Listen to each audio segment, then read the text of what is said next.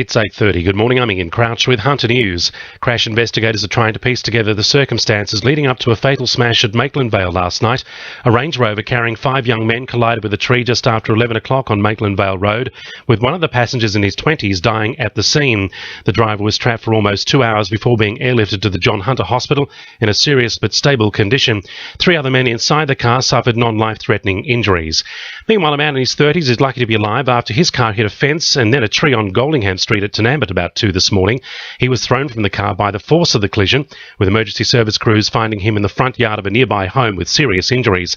And a woman in her early 20s has died after her car hit a tree and burst into flames at Noraville on the Central Coast. There are calls today for the federal government to take laws surrounding the developer donations even further, following Jeff McCloy's failed attempt to have the laws changed in the High Court. The developer and former Newcastle Lord Mayor is around $2 million worse off after judges ruled current donation caps and donor bans should remain. The Greens now want a complete ban on donations from developers as well as tobacco, alcohol, gambling and mining companies to be legislated in a bid to prevent any future dodgy dealings. A significant improvement to the gateway of Hunter Valley Wine Country will be officially launched, with a key intersection opening at Broke Road at Colburn today.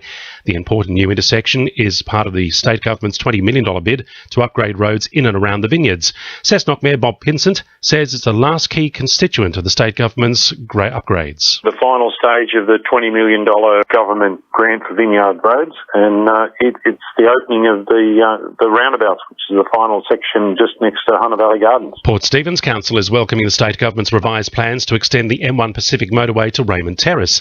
$3 million has been spent revising the plans, which will see the motorway running south of John Renshaw Drive from Black Hill, across the Hunter River through Tomago and on past Heatherbrae. Hunter residents can pick up second-hand items at bargain prices today at the University of Newcastle. The uni is hosting a Champions for Change sale in the Auckmuti Library courtyard from 11 a.m. to help the community make the most out of recyclable items. Wallsend MP Sonia Hornery says the sale is educational and fun. Between 11 and 4 there'll be a number of sales, which will be great. So if there are products that you want to buy for bargain basement prices, you might pick some good up.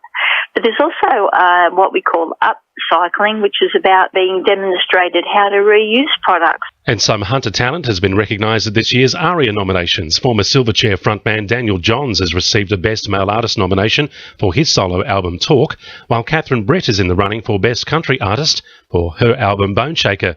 The awards will be handed out in Sydney next month. Sport, thanks to our sponsor, Warners Bay Sports Club's Melbourne Cup Carnival. Newcastle Knights Chief Executive Matt Gidley is questioning how the NRL's Match Review Committee found a king hit on Jake Mamo is only worth a 2-game ban. Mamo was struck with the blow by Ipswich Jets front rower Billy McConaughey while playing in Sunday's state championship match. McConaughey was handed the ban after entering an early guilty plea. Former Newcastle Jets WE captain Gemma Simon has been announced among 5 new signings with the club for the upcoming season. The Jets Foundation member is excited to return to the club she helped launch after a season at Melbourne Victory plagued by injury and illness. The Jets women's season kicks off on October 25 against Perth Glory. And Newcastle Council's decision to top-dress local cricket pitches this week has raised concerns about whether Merewether will be able to host Stockton this Saturday.